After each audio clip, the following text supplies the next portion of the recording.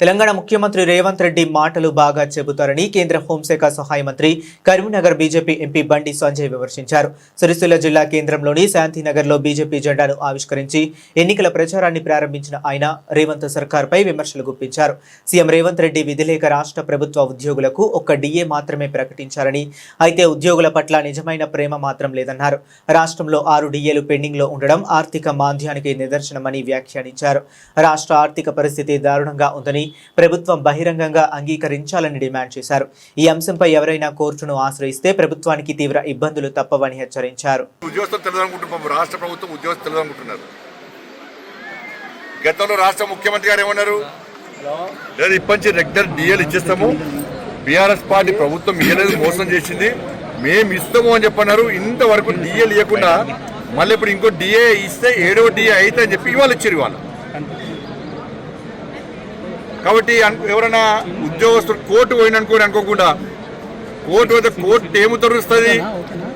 పూర్తిగా 6 డిఏలు ఇవ్వాలని చెప్పి కోర్టు ఉత్తర్వు ఇచ్చే అవకాశం ఉంది. దానికి భయపడి ప్రభుత్వం కోర్టుకు భయపడి ఆర్థిక మాంద్యం ఏర్పడుతుందని భయపడి వాళ్ళు డిఏ ఇచ్చింది తప్ప ఉద్యోగస్తుల ప్రేమ కాదు, సంక్రాంతి పండుగ అసలే కాదు, దసరాకి ఇస్తానో ఇయ్యలే. దాంతో పాటు ₹1 కోటి ప్రమాద బీమా నువ్వు ఎవరిస్తున్నారు? ప్రభుత్వం ఇస్తుందా, బ్యాంకులు ఇస్తున్నాయా? బ్యాంకు అకౌంట్ ఎవరి దగ్గర ఉన్నా కూడా వాళ్ళకి 20 లక్షల బీమా ఆటోమేటిక్ ఇస్తున్నారు. ఇలా ఉద్యోగస్తులకు బ్యాంకు ₹1 కోటి బీమా ఇస్తున్నారు. ఆల్రెడీ దాన్ని పట్టుకొని ₹1 కోటి ప్రమాద బీమా ఇస్తున్నారు. ప్రమాద బీమా కోసము రాష్ట్ర ప్రభుత్వము ఎంత బడ్జెట్ కేటాయించింది?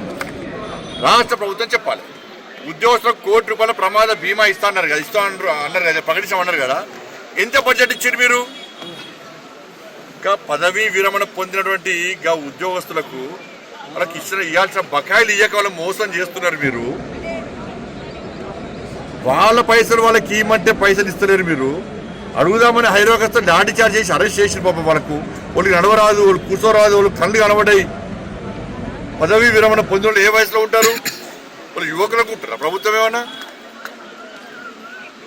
వాళ్ళు పదవీ విరమణ పొందిన తర్వాత పైసలు వస్తే పిల్లల పేరులో ఓ ఇల్లు కట్టుకోవచ్చు, అప్పులు తీర్చచ్చు, పిల్లలకు ఉపాధి కల్పించవచ్చు, పెళ్లిళ్ళు చేయొచ్చు అని చెప్పి వాళ్ళు భావిస్తే వాళ్ళు మా హక్కుల కోసం మా పైసలు మా కీరని హైదరాబాద్కి వస్తే వాళ్ళ మీద ముసళ్ళ మీద పాపం వయస్సు నిండిన వాళ్ళ మీద కూడా లాఠీ చార్జ్ చేసి అరెస్ట్ చేస్తే వాళ్ళకి ఇవ్వాల్సిన పైసలు ఇది బీమా ఇస్తారట, ప్రమాద బీమా అంటే డిఏ ఇస్తారట.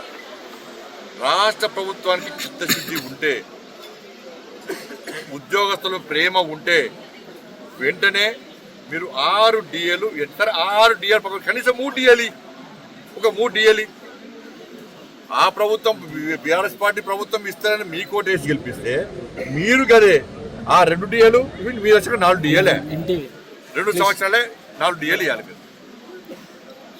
పెన్షన్ పైసలు ఇస్తలేరా, రిటైర్మెంట్ పైసలు ఇస్తలేరా, ఫీజు రిమెంట్ ఇస్తలేరా? ఇలా మున్సిపాలిటీస్లకు ఒక్క పైసా ఇచ్చినా మీరు శ్వేతపత్రం విడుదల చేయరు.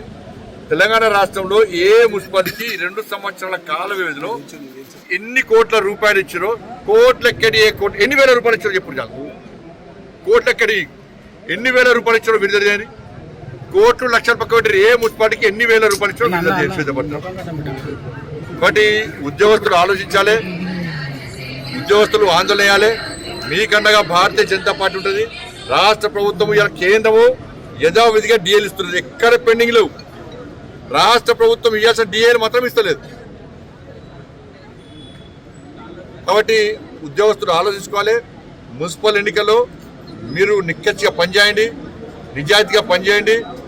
ఇవాళ ఈ కాంగ్రెస్ పార్టీ ప్రభుత్వానికి బుద్ధి చెప్పి భారతీయ జనతా పార్టీకి మున్సిపల్ ఎన్నికల్లో, కార్పొరేషన్ ఎన్నికల్లో మీరు విజయం చేకూర్చి పెడితే ఈ ప్రభుత్వం భయపడుతుంది తప్ప మీరు భయపడి ఇంట్లో ఉండి డిఏలు కావాలంటే డిఏలు ఇచ్చే ప్రభుత్వం ఇది కాదు.